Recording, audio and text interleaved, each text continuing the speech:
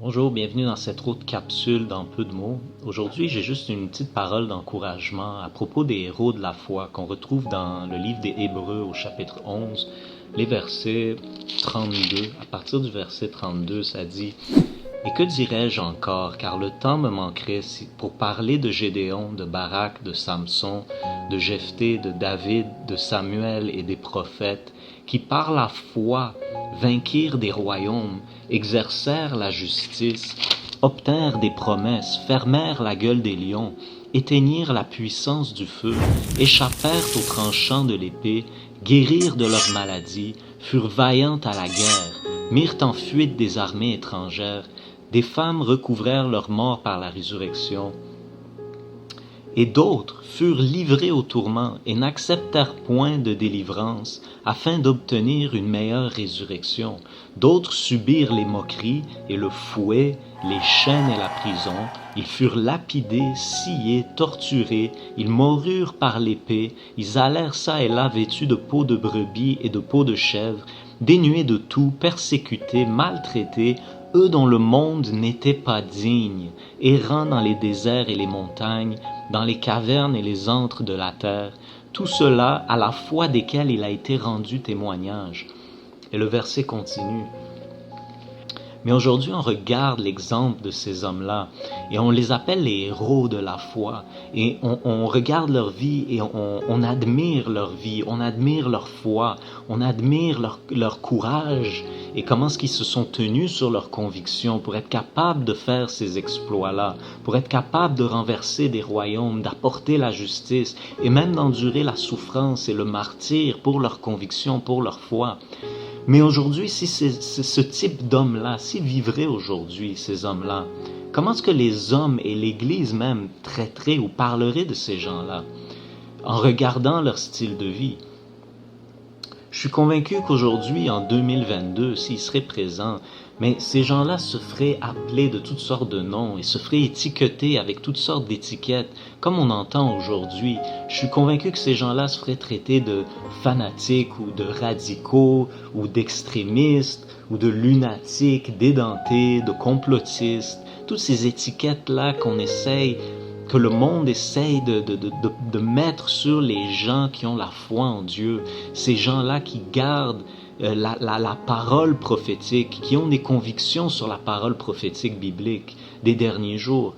Donc, mon message aujourd'hui s'adresse à toi, aujourd'hui, qui te fait appeler puis étiqueter par ces genres de mots-là, à cause de ta foi en Dieu et de tes convictions dans la parole prophétique de la Bible, la parole prophétique de Jésus. Parce que le témoignage de Jésus, c'est l'esprit de la prophétie.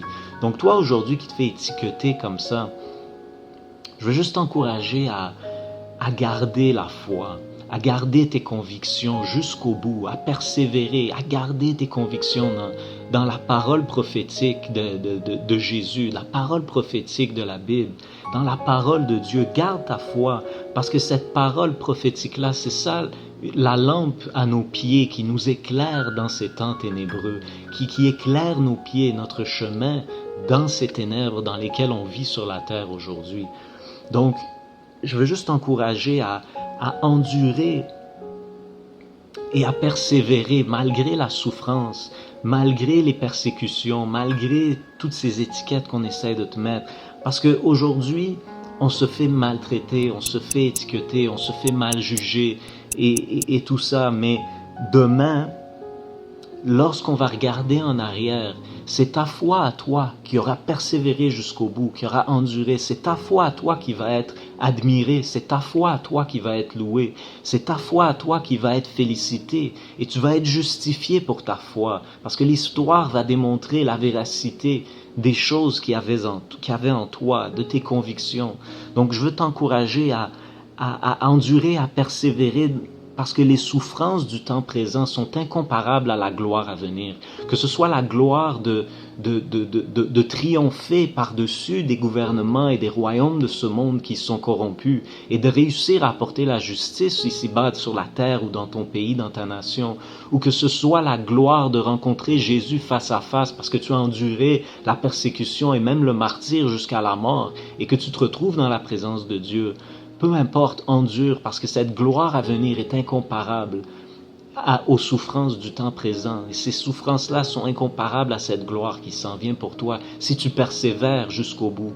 Parce que lorsqu'on va regarder à ta foi dans le futur, lorsque les générations futures vont regarder en arrière à ta foi et à tes convictions, c'est toi qui vas être loué, c'est ta foi qui va être justifiée, c'est ta foi qui va être louée, et tu seras rajouté aussi, toi aussi, comme un homme de conviction, un héros de la foi, et les générations vont regarder derrière et vont dire, ça c'était les héros de la foi.